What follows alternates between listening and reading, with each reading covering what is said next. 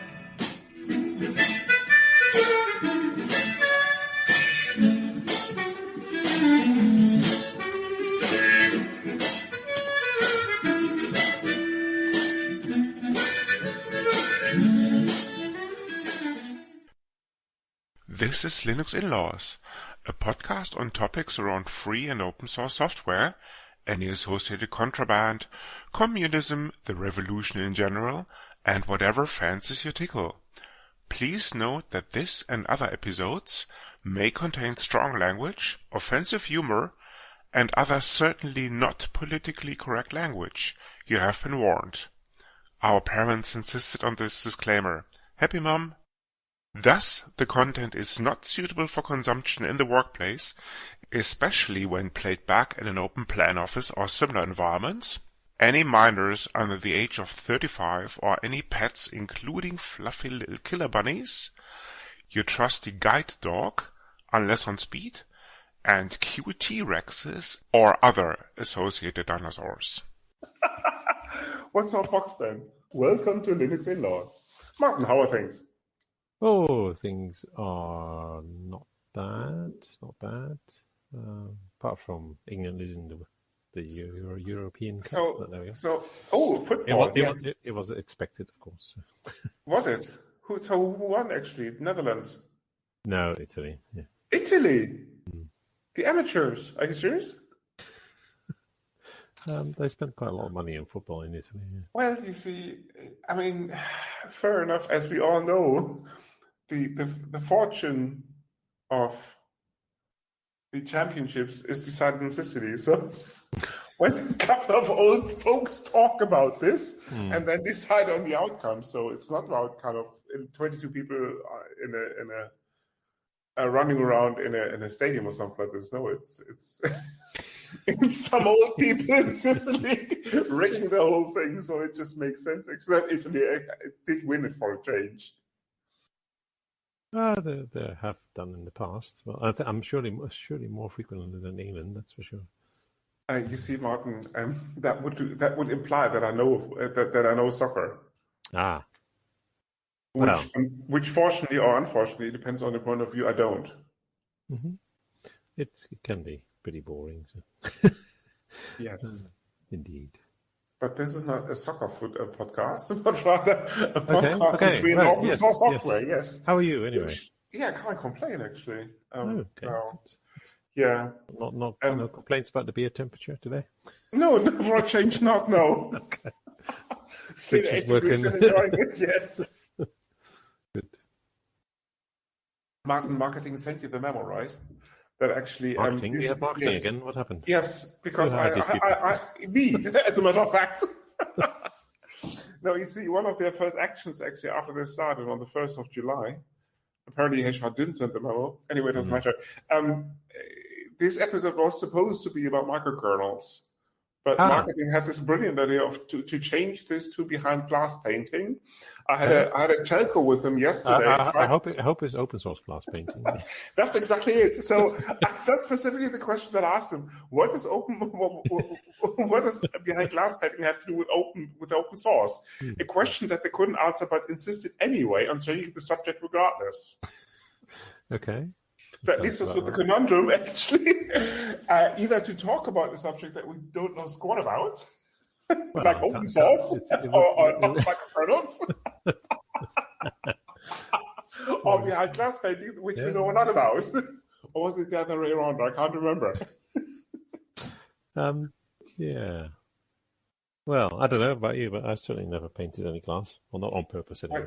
Maybe behind glass painting, as in you have to move behind or you have to paint behind the glass. I don't know, or the other way around. I can't remember. Oh, my mother taught me about 40 years ago. Oh, right. That's all down the drain by now. As in water on the bridge.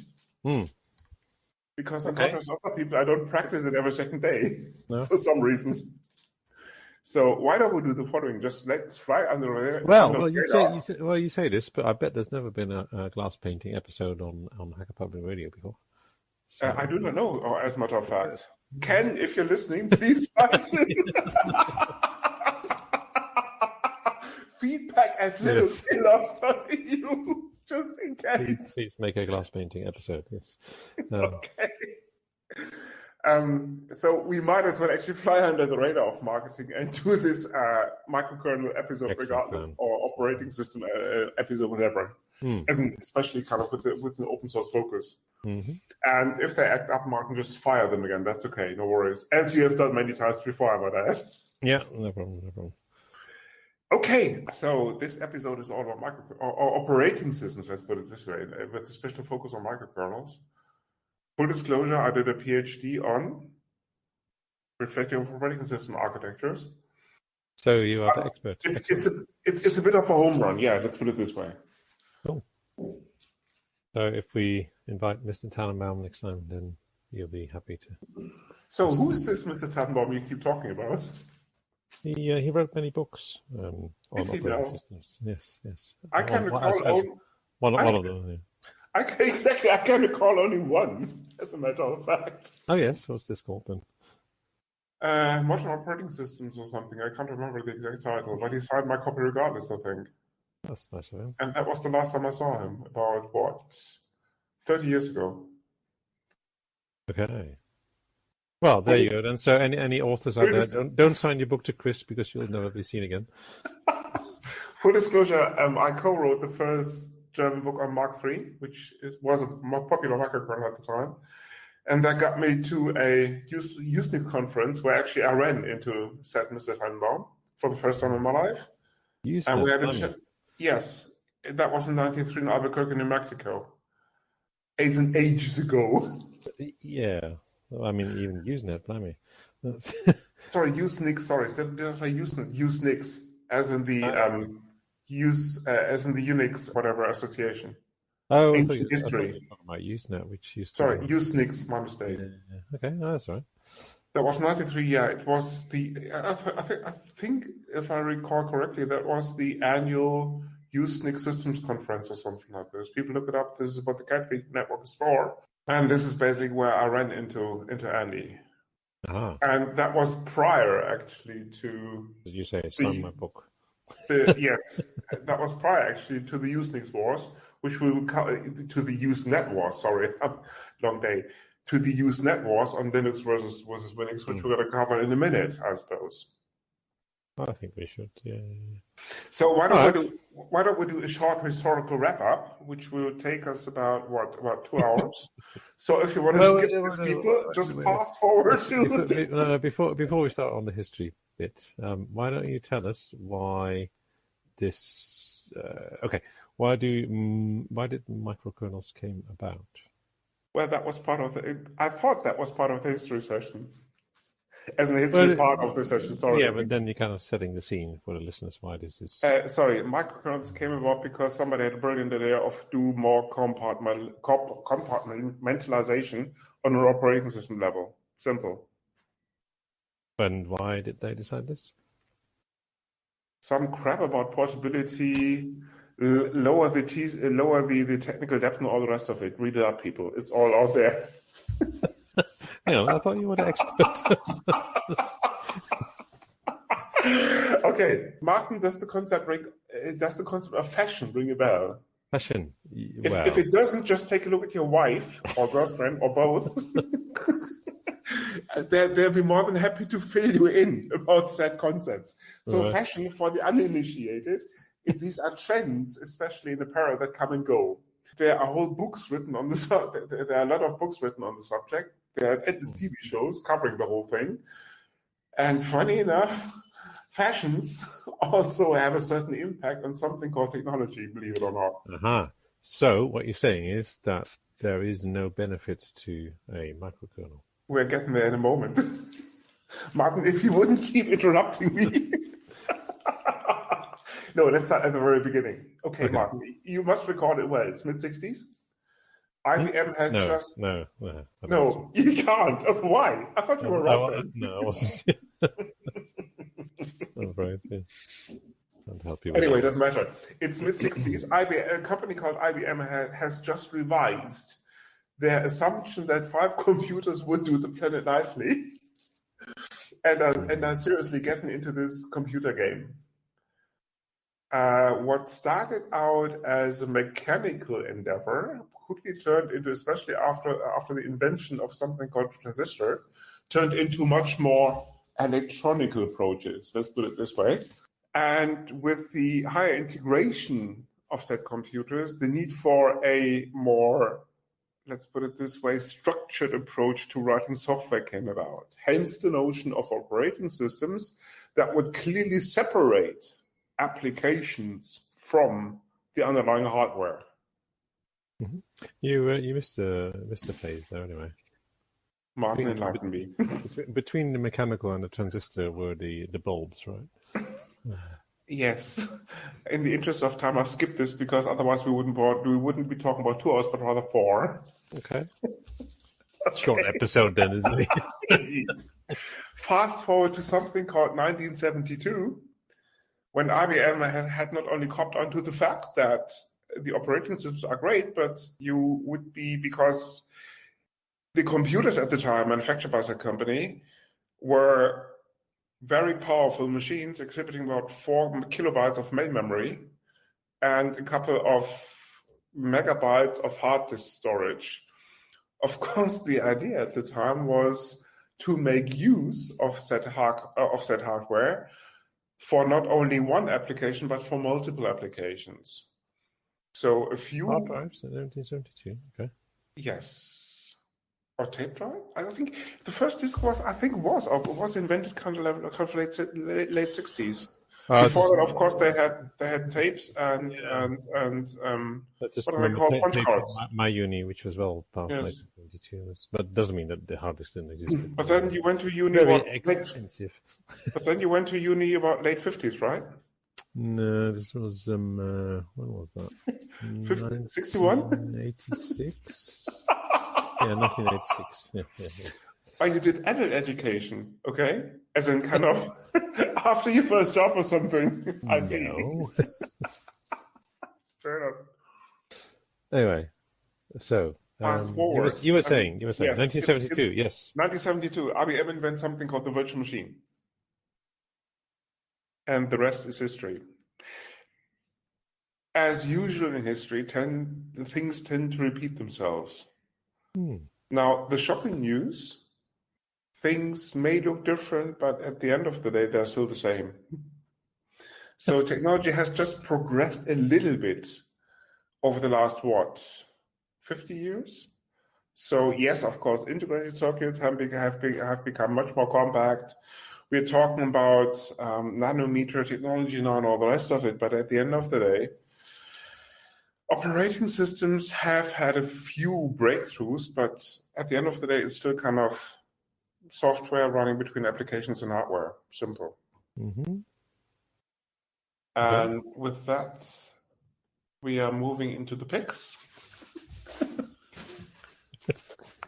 Sorry, the boxes, Yes. rather, as in the picks of the week. No, joke aside.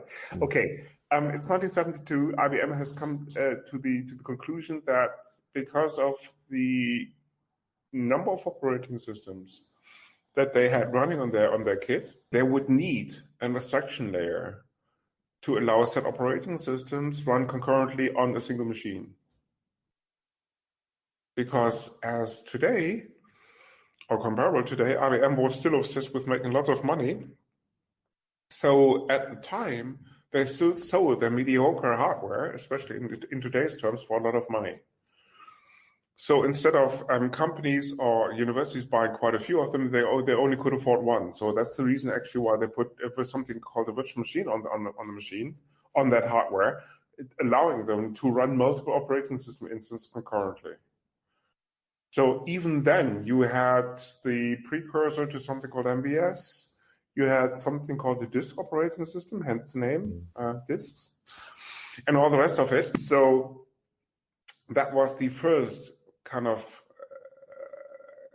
instantiation of, if you will, of a virtual concept, like abstracting away from the hardware and allowing or simulating from the view of a guest operating system virtualized hardware, let's put it this way. What happened simultaneously in terms of concurrent developments, quite a few people, late 60s, early 70s, got together and developed an operating system independently and as an outside of IBM called Multics. Say again, what was it called? Multics. That's one of the first kind of smaller mainframe time-sharing operating systems. IBM already had the notion of something called TSO, time-sharing operating system, which I think they branded subsequently. The idea was on your typical MVS instance, you would have time sharing, as the name implies. So you would have potentially thousands of users accessing a single MVS instance. Quite a few companies came up with similar concepts. Multics was one of them. I think Multics actually was a university of development. Details maybe in the show notes. But Multics had one trait. It served as a blueprint for something called Unix, which was developed by AT&T early 70s. Mm-hmm. And Unix, running initially on things like a PDP-11, subsequently a VAX, was one of the popular mini-computer multi-user operating systems at the time. Well, you can run Linux on a VAX as well. Okay. Yes, you can, of course. Digital marketed this as Ultrix. Yeah. Years ago. BMS, that's yes. Right. Years ago. And of course, they had a competing offer called VMS Go, which we will go into in a minute. But first, let's cover Unix. Unix and its friends had one important notion comparable to, or one important trait comparable to Multics and all the rest of them.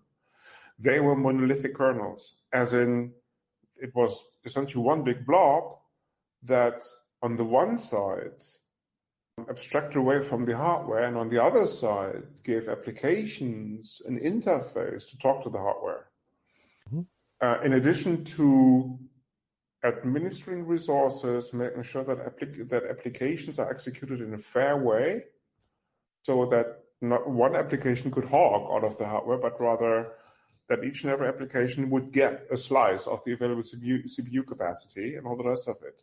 Mm-hmm. Set operating systems would also basically provide something called a file system, where you wouldn't have to access the blocks of a disk or another storage medium sequentially or directly, but rather could associate data with a so-called directory entry. That's a good idea, wasn't it? Indeed.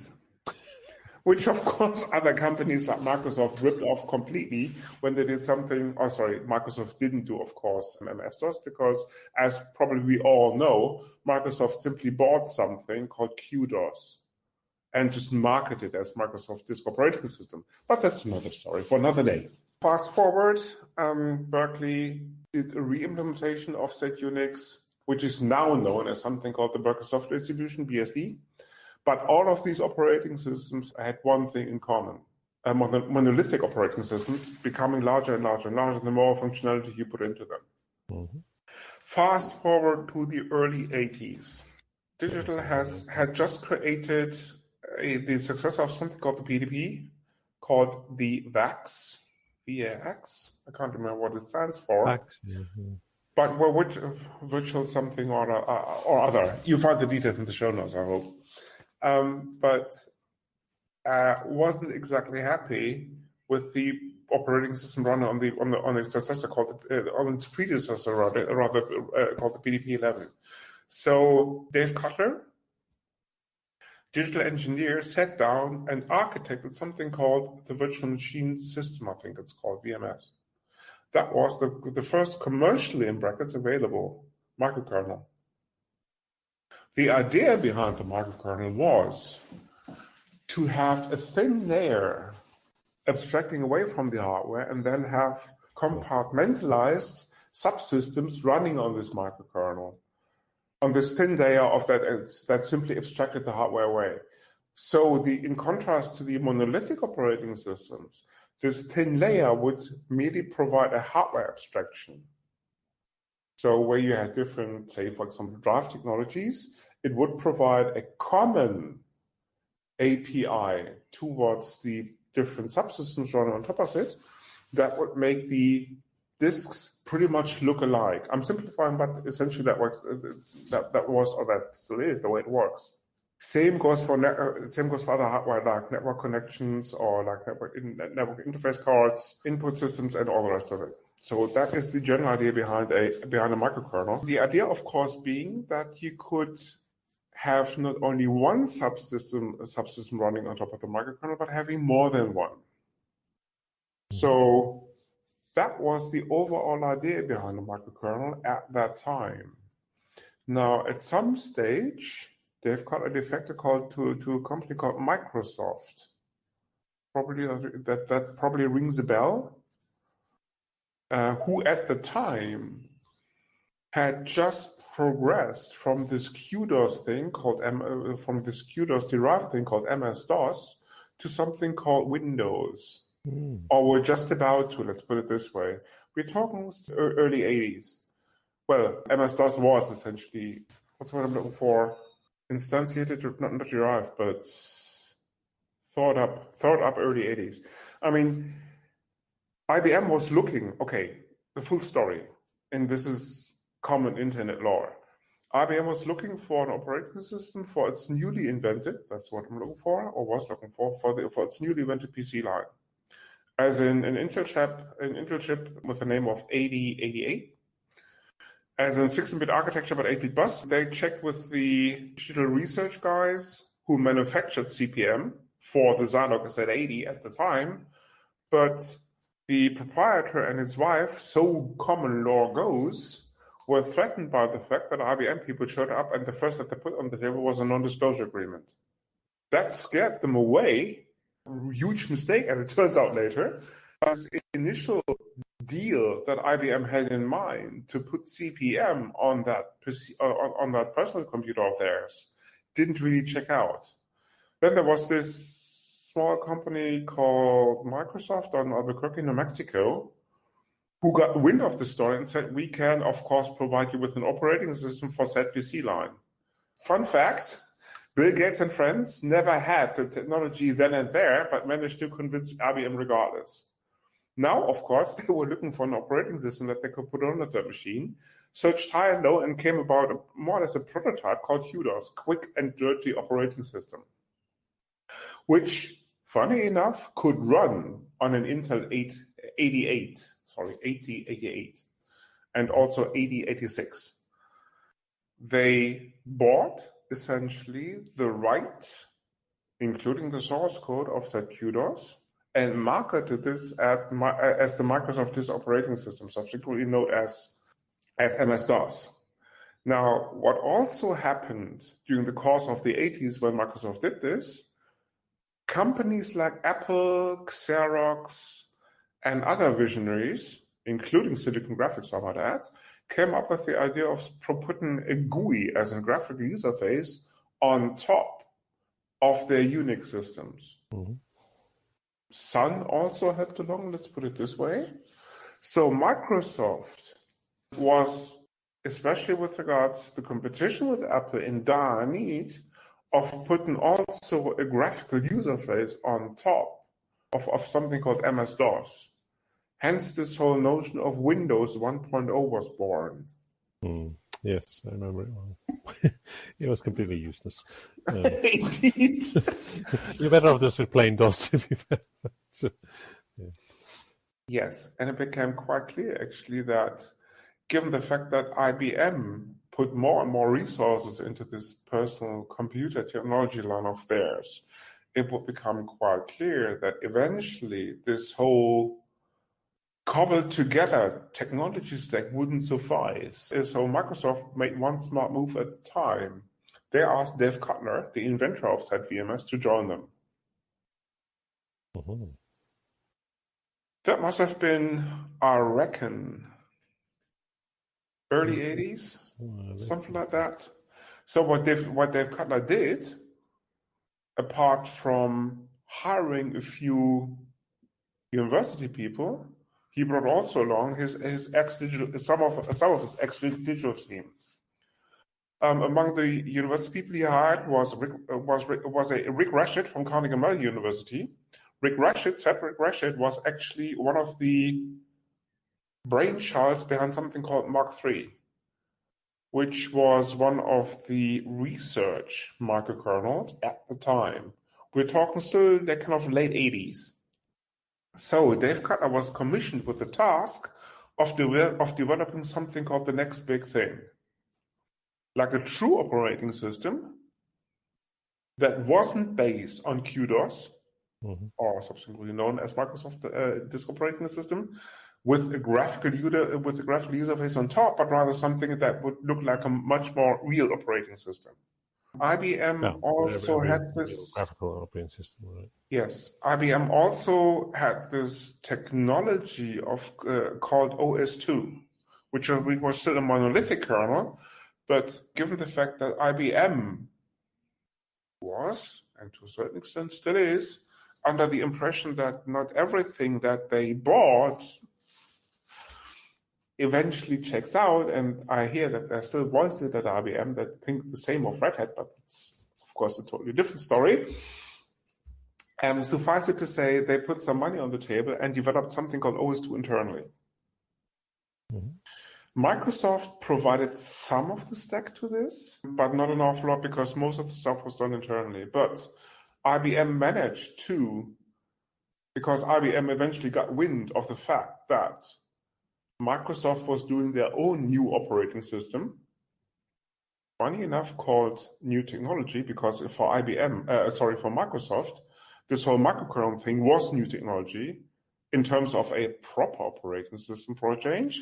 They managed to wrangle the commission from Microsoft that Microsoft, in addition to a Windows personality, and we're going to get into what a personality is in a minute, managed to wrangle the commission out of Microsoft that in addition to a Windows personality, they would also do an OS2 personality running on top of this new technology operating system that Microsoft was just doing as in they've cut internally. So that is the reason why you have, with early versions of Microsoft, especially 3.5.1, you still have that OS2 personality running on top of the microkernel. So what Dave Cutler eventually did, he did I'm almost tempted to say, a spin of VMS. He constructed a microkernel that was just a thin layer on top of the existing PC hardware, but provided an API to run certain so-called personalities on top of that microkernels.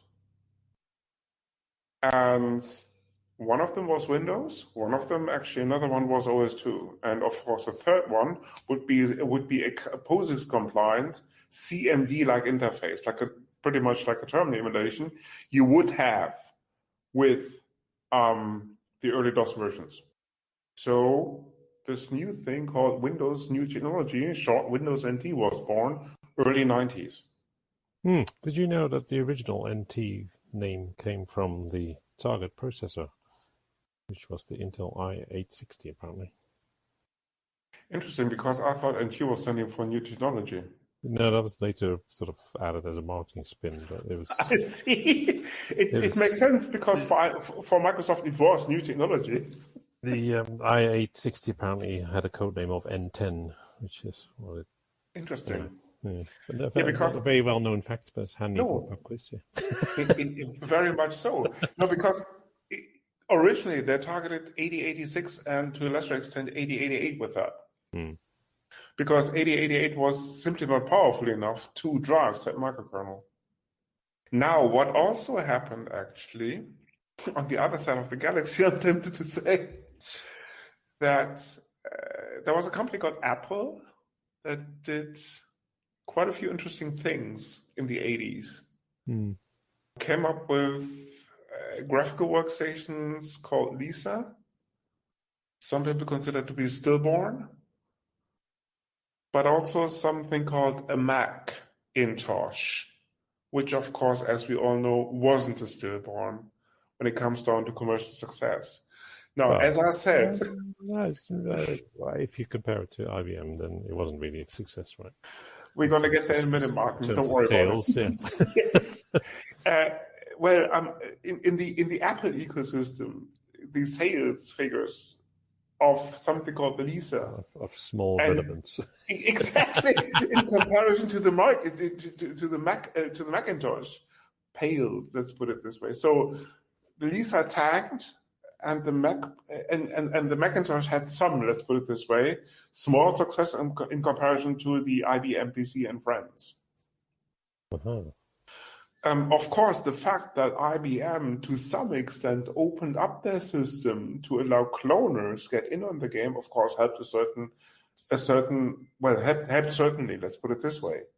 Because you would get IBM PC clones and XT clones and AT clones as an advanced technology, as in the successor of the original PC, left, right, and center. Apple, in contrast, was a closed system. Apple never opened up the IP, the interfaces to their systems, so you couldn't clone them. As a matter of fact, Apple, still is, by the way, is very peculiar about third-party software running on their machines, never mind opening up the specifications of set MacBooks or of set Macintosh or whatever. It's still a closed system. Even more so with the recent addition of something called Apple Silicon, because this is really a closed system. But I'm digressing. Okay, back into the 80s. As Martin rightly observed, in comparison to the sales figures of IBM and friends, Apple wasn't doing too well.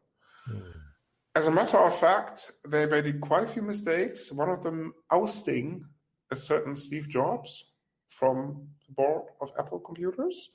Funny enough, a company he originally founded with a guy called Steve Wozniak, but we're talking 70s now. So Steve Jobs went off to set up his own company called Next Computers. The idea was to provide a high-spec, high-value workstation to mostly the educational markets. The trouble is, the Cube, as it was called, was quite a good machine, but lacked one feature, an operating system. Didn't they write them on? Well, no. Okay. They took things that already existed and put something on top of this. Put a name on it. Okay. So if you take a look at something called Nexus, which was essentially the operating system running on set Next Computers, you're looking at a microkernel, a GNU userland, and a proprietary GUI. And that hasn't really changed since then. Okay, fun fact. The few people who didn't go from Carnegie Mellon University, as in the Mark III project, who didn't go to Microsoft, joined a company called Apple. Because Steve Jobs was quite convincing for them to join said company. After he sold Next Computers to Apple back again, late 80s. Apple at the time saw this as a way out of their conundrum. Apple was tanking. Next had some initial success with the computer, with a line of education computers. So Mr. Scully thought it might be a good idea to bring Steve Jobs back into the company. So essentially, he made Steve an offer he couldn't refuse. A few dollars changed hands. Never mind the fact that Steve Jobs was offered the position as an interim CEO to run Apple once again. Something that he couldn't refuse.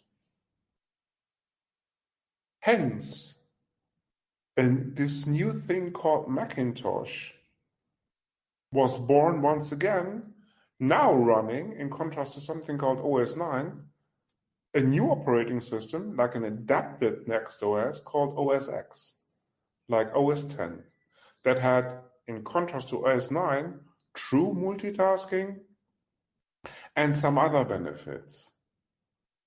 Fast forward, about 20 years later, Apple and Microsoft What year are we now? Late Sorry. 10s. Okay. Well, actually make that 2005, 2004, something like this. 2005, okay. Yeah. Yes, 2005, 2004. Steve Jobs already had caught on to the fact that the desktop market is quite limited, never mind the server market, if you are playing the league below IBM with their big art and all the rest of it. Plus the fact that Apple still at the time was pretty expensive. So around early 2000s, I reckon, Jobs had this brilliant idea of turning a computer manufacturer in something called a marketing front. And that was one of the jobs he excelled at. So the notion of iPads, iPods, and all the rest of these gadgets that Apple really kind of used to save the company, that was a smart move by a certain Mr. Jobs to turn, and I'm always tempted to say, an ailing hardware manufacturer into a lifestyle company.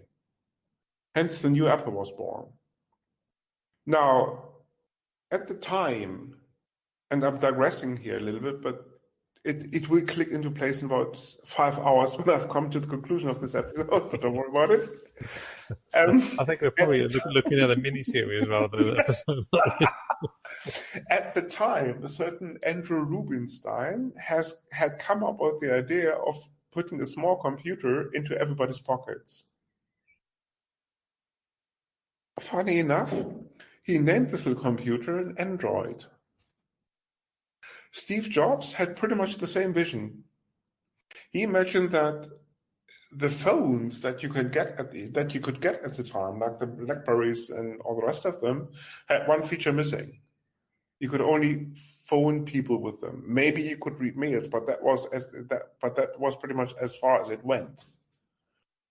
The idea that both people had is, why not put a very small computer that is able to run apps as in applications into everybody's pocket at a price?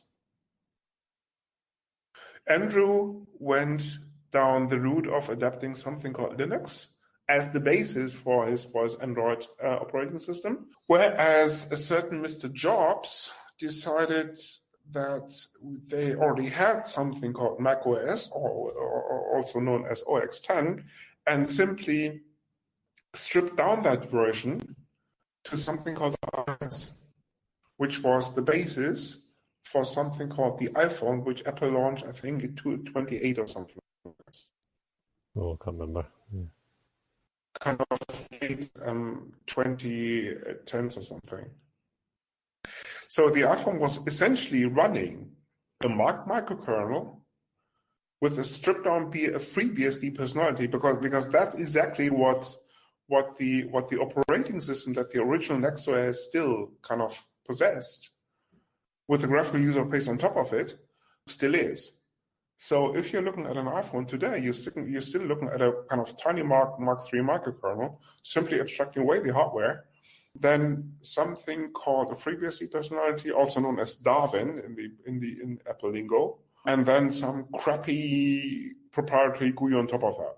macOS is still the same, hasn't changed. So this is the reason why if you open a terminal on any OS X machine,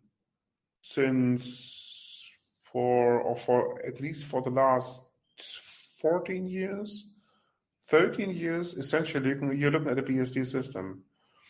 Mac ports and Homebrew are just BSD package managers. That's the beauty about it.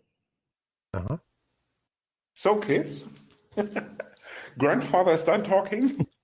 I mean, this is the history in a nutshell. These are the two kind of prominent examples for two microkernel technologies that have survived time. Let's put it this way, because Windows NT is still around, now called Windows 10 or maybe even Windows 11, if the current law is anything to go by. I mean, the last DOS-based version that Microsoft did was, I think, Windows ME around 1998 or something like this. Blimey. And then after that, you're looking at Windows NT successors, let's put it this way. So if you boot up your Windows XP, if it's around, if you boot up your Windows 7, 8, or 10, essentially you're looking at the microkernel architecture, at a very successfully, from a commercial perspective, I might add, microkernel architecture. Same goes for OS X. So you're using microkernel architectures if you're using any of these two systems.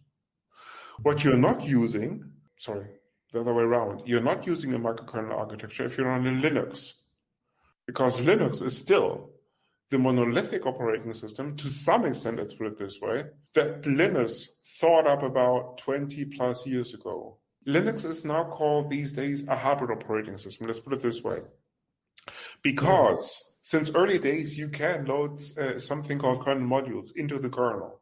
So you can extend the kernel, for example, with entropy generators, with device drivers and all the rest of it. But essentially, it's still a monolithic kernel. In contrast, for example, to something called Minix. So Andy Tannenbaum, if you're listening, we should probably talk about Minix now, shouldn't we? We can do. Care to enlighten us about the Usenet wars, Martin? Yeah, well, this is really given the fact that you're half Dutch originally anyway, or 100% Dutch actually. Well, not 100%, but that's a story for another day. So I was just about to ask where the rest comes from. Yeah. So some other time, yes. Yeah. So I think it was Tannenbaum who opened the so-called war, or whatever you call it. He initially said that Linux is obsolete when he first. It's somewhere around 92-ish, maybe. When he came up with Minix, right? And he said, now that we have microkernels and we have Minix, Linux is obsolete. Or Unix, for that matter, I think originally. I think it was specifically saying Linux, because that's why the reply came from Linus himself, right? For some strange odd reason, yes. Yeah, so that's for how it started, and then Linus replied about all the shortcomings of Minix, like multi-threading, lack of multi-threading, and whatever. But yeah, that's how it started, and so Tannenbaum's original argument around Minix is that it was able to run on much cheaper, smaller CPUs, right, than a monolithic kernel, which is clearly these days not such an issue, but back in the day, memory and CPU processing power came at a significantly higher cost than they do now. So that was his argument, that with the microkernel you can run it on much smaller footprint systems. True, and I mean the argument, of course, doesn't hold, because if you take a look at Linux these days, Linux is probably the operating system that can be deployed on the most varied hardware that is on the planet. ARM support entered the kernel in '95. That was a very early smart move, I might add. So since the kind of mid-90s, you could run Linux on an ARM architecture. Of course, Linus, when he devised Linux, had this Intel processor in mind called 386, because at the time that was basically the hardware that he had. But given the fact that quite a few people re-architected this monolithic kernel, essentially, if you take a close look at the structure of the source code, although it's still a monolithic kernel, there's only a small set of hardware abstractions encapsulated, and the rest is portable C. So although from an architecture perspective, it's not a microkernel, the hardware dependencies, like a microkernel, have been pretty much encapsulated. Yeah. You can see this if you take a look at, for example, the Wi-Fi device driver architecture. There is a thin layer that encapsulates the hardware specifics of a Wi-Fi NIC, and after that, it's generic 802.11 stack, independent of any device features. And this is the beauty. Of course, there is a little known fact that when it comes down to deployment figures, Linux has actually won the war. Because as common lore goes, Intel took a very close look at something called Linux when they architected something called the Trusted Platform Module. For those listeners who are not familiar with the TPM, if you power up any Intel processor of the last 10, 15 years, something like this, maybe even longer, essentially below the operating system runs another operating system on a different portion of the CPU die called the TPM, the Trusted Platform Module, which is in charge of crypto things, some persistent storage, maybe a web server. Unfortunately, Intel only opens so much of this IP, so the rest is actually speculation. But the lore goes that TPM is just much more than just a hardware module. Details will be in the show notes, but fun fact, Tannenbaum was approached with some specific questions about the Linux code base. He answered these questions, but then radio silence. Some people, way later in history, took a close look and in terms of reverse engineered portions of the TPM code and came to the conclusion that this is something very close to something called Minix. So in the terms of deployment numbers, Minix has clearly won the war in comparison to Linux. Because if you take all of the Intel-based CPUs on the planet into account, you're looking at slightly more CPUs than something called Android that is in everybody's pockets is using or running on set devices. As an ARM architectures running inside your smartphone. Okay. Still awake, Martin. Excellent. I have some questions. But we'll get to those at some point. Yes, by all means. Maybe next episode. So, what questions are there, Mr. Visser?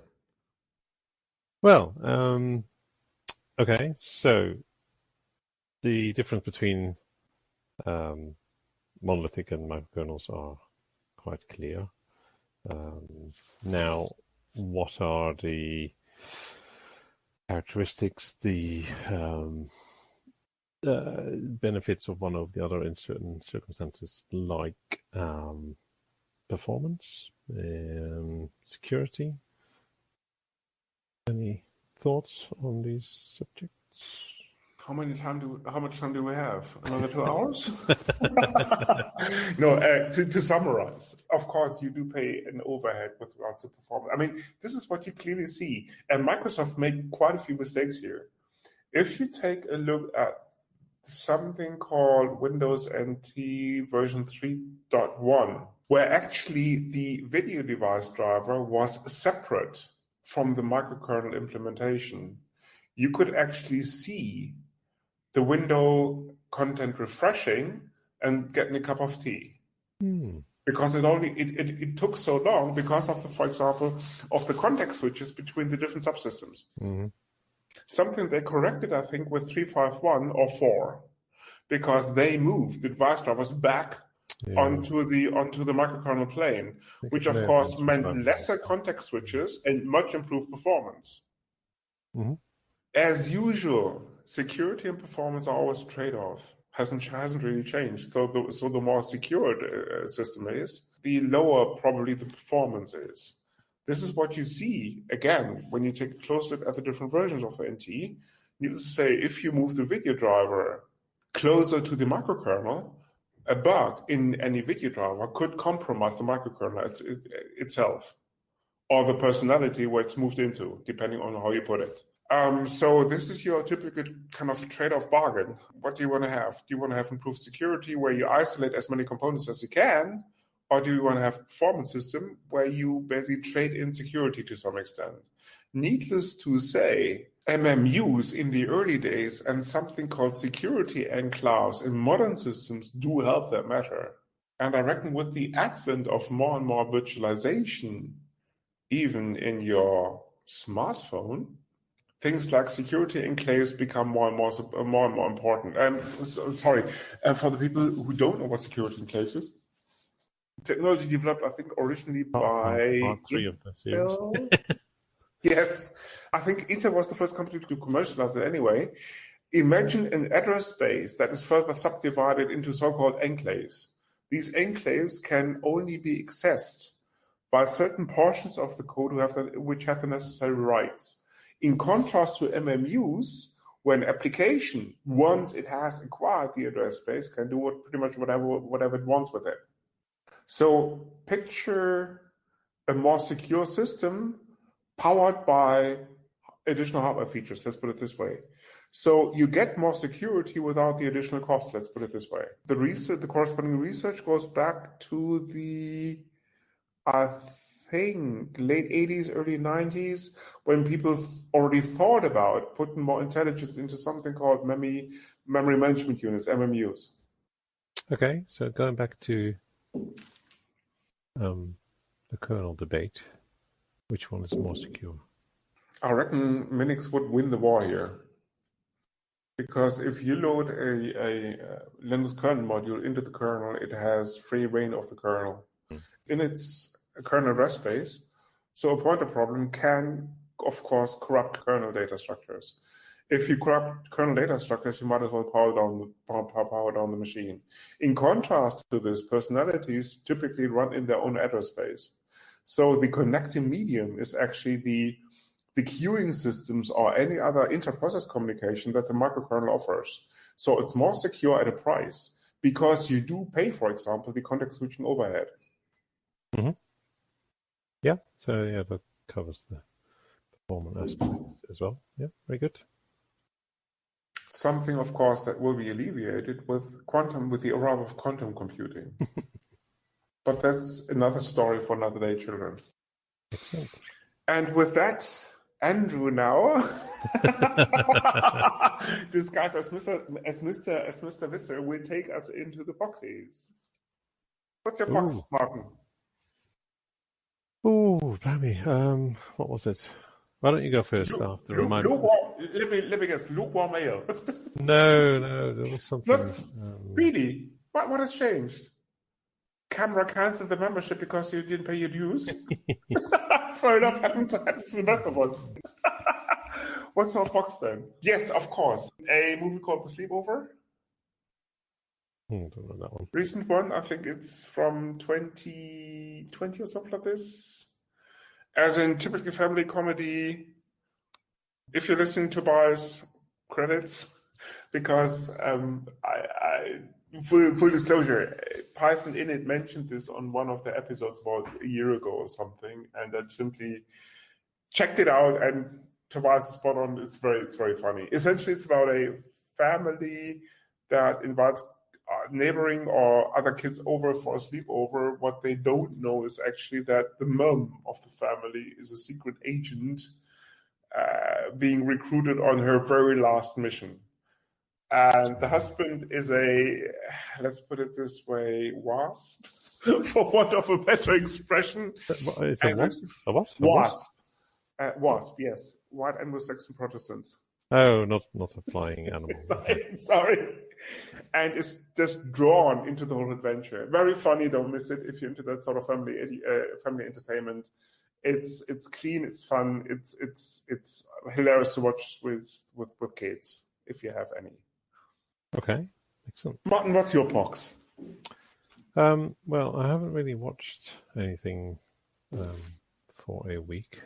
Well, you could mention a book if you want. Yes, well, I can mention a paper because I was quite impressed by it. A paper, like a newspaper, like the Sun or something. You heard it here first, people. Do people read the Sun? No, Martin, they don't, because that's the reason why it's one of the biggest newspapers in the UK. People simply don't read it, so don't worry about it. Do people still make physical newspapers? They do, yes. Okay. Well, I certainly haven't. Well, yes. When I used to go on a train, 2 years ago, we used to have those free newspapers called the Metro. Yeah, very true, very true. Yes. Oh, yeah, I remember those. So you read a newspaper and you were thoroughly impressed? No, I didn't. No, not. It's a research paper. A research? You read research papers? Why? Occasionally. Well, to learn about stuff. To find out what the current research is on certain things. Have you started the study once again? Okay. Yeah. Martin, you heard it here first, people. Martin's back to uni. No. Hopefully studying something worthwhile this time. Well, not micro-kernels, no. I think that that war has been dusted. You were saying you read a research paper. May I inquire about the subject? Oh yes, of course. It's called Parallel Algorithms for Real-Time Route Optimization. Yeah. It's none of this GPU parallel algorithm again, right? Railway rescheduling. Yeah, that's the one. What? Say again? Parallel algorithms with what? For real-time railway rescheduling. Cameron, if you're listening, get in touch with Mr. Visser. Inside joke. What's it got to do with beer? Nothing. Don't worry about it. Okay. I didn't know Cameron were into railways, but there we go. Sorry, Cameron. Cameron. Oh, yes. my friend Cameron. Yes. Indeed. Well, yeah. Anyway. So, what is the thing all about then? Well, it's about algorithms for real-time railways. You should be scheduling. Strangely enough. So, no, it's enlighten us about the details. it's rather well done, which is why I mention it. I mean, there's obviously many people who write research papers about lots of different things. Hang on, Martin. Let me put this into perspective. I mean, Trainspotting was quite a cool movie, granted, but the original Trainspotting is quite different. I'm led to believe. So I reckon that this algorithm paper is pretty much the next step, no? It will put you to sleep instantly rather than after 2 minutes. It's only 180 pages. So, yeah. A research paper, okay. Well, it's actually putting together lots of other research as well. So from that point of view, it's what I meant. It's ripping off current research, okay. It's combining previous research and adding to it. Indeed. But yeah, so if you're like ripping off, okay, I get it. Yes. That's open source for you, isn't it? Absolutely, fair enough. As long as you quote it, nothing wrong with it. Indeed. Yeah, so there you go. So if you want to learn about how to reschedule railway tables, details in the show notes. Algorithms. If you're suffering from insomnia, that is the place to go to. Just in case. In case you made it to this end of the episode. Indeed. If you're still awake, can't get to sleep, take a look at this research paper. There you go. A handy tip for the insomniacs. One is so inclined, yes. And with that, people, thank you for listening. And of course, as usual, before I forget, yes, of course, We don't have feedback, but we like to thank Hacker Public Radio for hosting us. Indeed. For almost 1.5 years. Cam, thank you very much. And of course, if you want to send feedback, Claudia or not, the address is feedback@linuxinlaws.eu. Microsoft, IBM, Apple, if you want your name mentioned more often on the show, the address is sponsor@linuxinlaws.eu. And if you want Just get in touch. If you want an episode on glass painting, likewise, get in touch with feedback. Yes, if you want to keep Martin happy, just send an M1 to his address. We'll be more than happy to share the details. Just send a message to sponsor@linuxinlaws.eu. Indeed. Thanks for listening, and looking forward to having you around for the next episode. This is the Linux In-Laws. You come for the knowledge, but stay for the madness. Thank you for listening. This podcast is licensed under the latest version of the Creative Commons license, Tab Attribution Share Alike. Credits for the intro music go to Blue Sea Roosters for the song Salute Margot, to Twin Flames for their piece called The Flow, used for the segment intros, and finally to Celestial Ground for their song Sweet Justice, used by the Dark Side. You find these and other ditties licensed under Creative Commons at Jamendo, a website dedicated to liberate the music industry from choking copyright legislation and other crap concepts.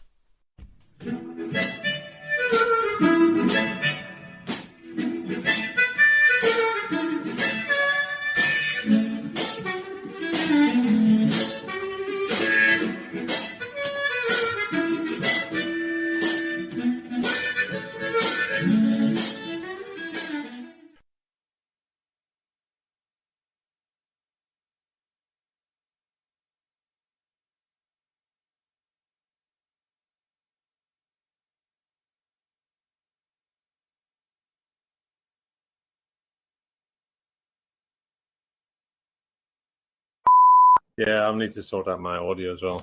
Bear with me. You can try one of these semi-open source operating systems. Also known as macOS or something, I don't know. Oh, is that a semi-open? Okay. Yes, it's semi-open. We will go into the details in a minute, Martin, don't worry. Yeah, my name is Dave Cutler. Actually, I was in charge of something called VMS. Yes. And then I ventured to the dark side like so many others. One of my favorite operating systems. Martin, if I do this whole liquid professional will become lukewarm, and that's the pleasant side. I mean, of course you wouldn't know because you drink it lukewarm all the time. It depends what you call lukewarm. Hey.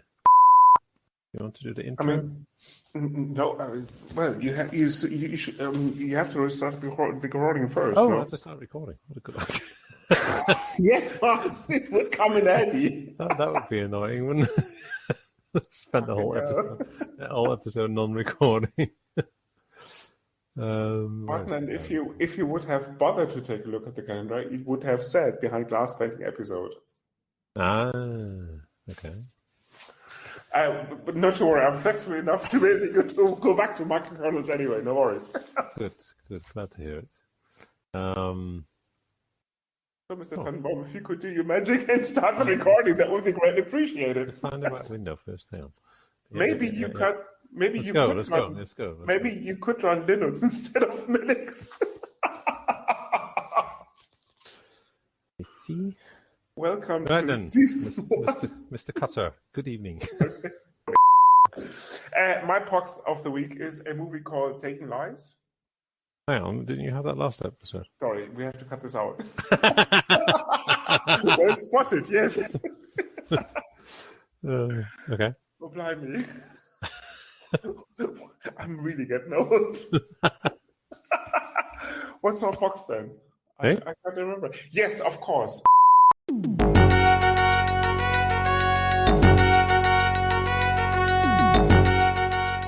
You've been listening to Hacker Public Radio at hackerpublicradio.org. We are a community podcast network that releases shows every weekday, Monday through Friday. Today's show, like all our shows, was contributed by an HPR listener like yourself.